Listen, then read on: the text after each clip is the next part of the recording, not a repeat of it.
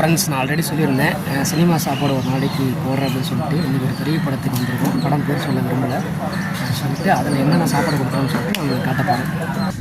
இன்றைக்கி என்னென்ன சினிமாவில் சாப்பாடு கொடுக்குறோன்னு சொல்லிட்டு நான் உங்களுக்கு காட்ட போகிறேன். அண்ணே, இன்றைக்கி என்ன ஸ்பெஷல் சினிமா சாப்பாடு? சப்பாத்தி சார். சப்பாத்தி. ஓகே.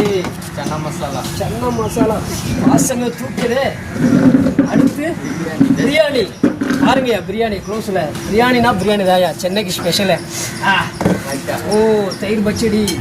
அடுத்துனா தால் ரிஜெக்டட். அடுத்து பொரியல். Okay, vegetarian rejected. அடுத்துனா ஒயிட் ரைஸ். ஓ, நம்ம பாரம்பரியம் ஒயிட் ரைஸு. இதை வந்து நம்ம தவிர்க்கவே முடியாது. சாம்பார். ஓகே. ஓ, ஸ்பெஷல் கார குழம்பு. கலரை பாருங்க, சூப்பராக இருக்குண்ணே. ஸ்மெல்லு. ரசம். ஓகே. ஓ, ரைஸ் இருக்கு. அப்புறம் அப்பளம் இருக்கு.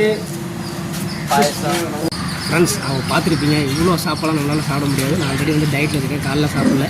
அதனால் வந்து இப்போ கொஞ்சமாக எடுத்துருக்கேன். ஒரே ஒரு சப்பாத்தி, 2 கரண்டு பிரியாணி, தயிர் பச்சடி, கொஞ்சம் சன்னா மசாலா, ஒரே ஒரு அப்பளம். இது மட்டும் தான் நான் சாப்பிட போகிறேன். நீங்களும் சாப்பிடுங்க தயவு செஞ்சு. ஆல்ரெடி சொன்ன மாதிரி தான், மனசை கஷ்டப்பட்டு உழைக்கிறது எல்லாமே இந்த சாப்பாடுக்காக தான். நிம்மதியாக சாப்பிடுங்க, சந்தோஷமாக சாப்பிடுங்க, ஜாலியாக இருக்கும். தேங்க்யூ.